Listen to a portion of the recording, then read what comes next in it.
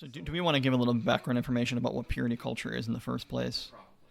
So purity culture is the idea that they don't stop at this. These are the boundaries that God has set up for human sexuality, right? Which is good. Right. They went beyond that and said that why don't we make rules of our own?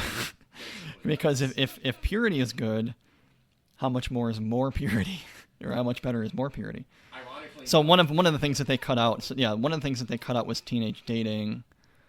And there's a lot of nuance to this discussion. I don't really want to get into all of it, but that's the gist of it. Yeah, and ironically enough, I'll just make one polemical point here, that as you're stating it that way, it sounds almost identical to what I've heard was the original motivating factor in the development of Phariseeism was, well, if holiness and righteousness is good, why not do more of it to make sure that we don't, surround the actual standard of God with a bunch of extra standards to make sure that we never break the original ones by making sure we keep all of our own rules. Yeah, and they miss the point of a lot of those rules anyway, which we'll get into. Yes.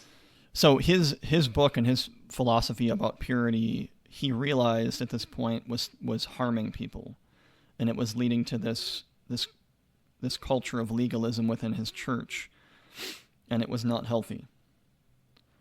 So you were going to talk about your source.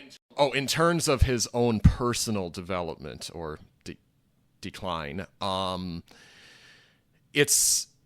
it really has a train wreck into the wall sort of feel, coming probably a decade and a half or so after he was at the height of his glory as one of the great leaders of evangelicalism, because at that time, when you watch the video accompaniment to I Kiss Dating Goodbye, he is very, very confident. And I mean, he is as confident and optimistic as any self-help guru can ever hope to be, because he had this religious conviction behind it. And that'll probably tie at the end, like you were saying, into how business guru today is not as much of a it looks like a huge well, no, I mean, when you say self-help, that's not completely inaccurate, because the church, the evangelical